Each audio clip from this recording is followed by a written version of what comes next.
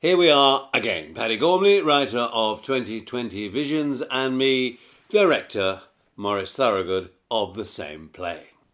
If you follow the story so far, well, thank you. If not, you have missed a treat. And you've got some serious catching up to do. There are 15 previous episodes on this channel. You can also binge watch the whole series so far on our website, 2020.productions.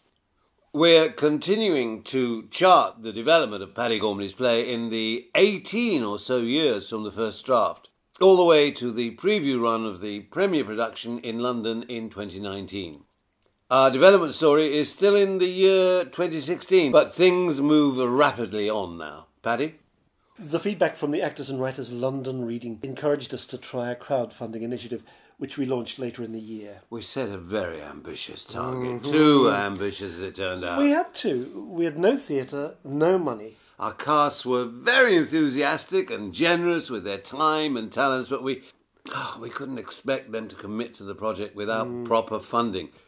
When the money is tight in fringe productions, sadly, the actors' pay...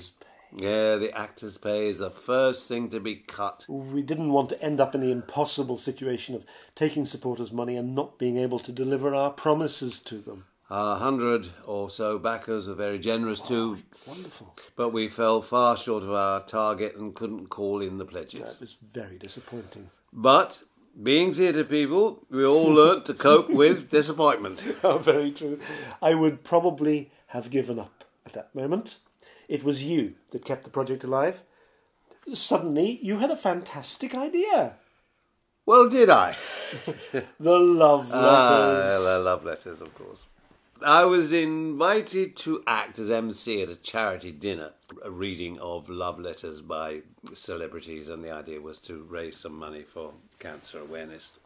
And I asked if you could write some love letters between Alec and his 3 lovers at the time of their affair, saying that I might have a chance to read them out at the dinner, or at least read them to some of the people on my table. I loved the idea, and I went straight to work. I seem to think we had the full set of 6 letters within a matter of days. Yes, we did. I'd recently written the book about the language of the play, which includes a detailed examination of the verse schemes that help define the characters as individual personalities. The book is called The Language of 2020 Visions. Right. We talked about it, didn't we? In episode 12 of this series. Yes.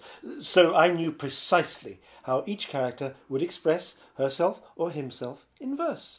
And the letters you wrote are fantastic. Well up to the standard of the play. If you've been following this series from the start, you'll have heard all the letters in episode 2, 3 and 4.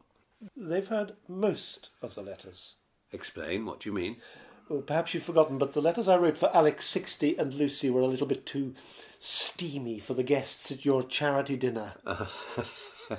Yes, I do remember, yeah. So I had to turn them down a bit, but I insisted on keeping the originals for the play itself. I love all the letters, but I must say my favourites are the letters between Alec, 40 and Natasha. They're so poetic. Last night you came to me in the most beautiful of reveries.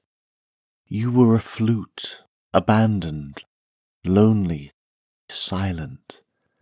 Then I drew you to my mouth and blew upon your lips the heartfelt, lovesick song that I have longed to sing you all these months of wanting, waiting.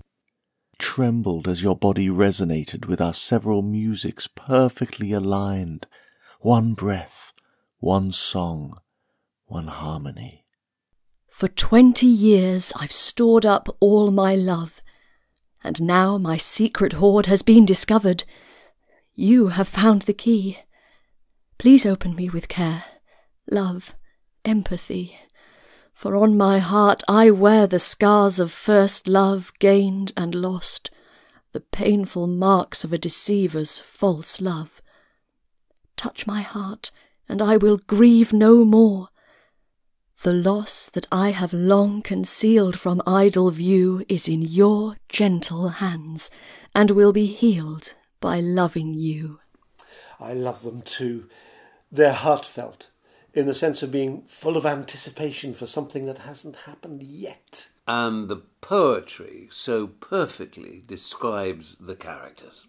The letters were read by Alexander Jonas and Susan Cazenove. Next week, Paddy and I will be talking about how the letters were added to the script of 2020 Visions.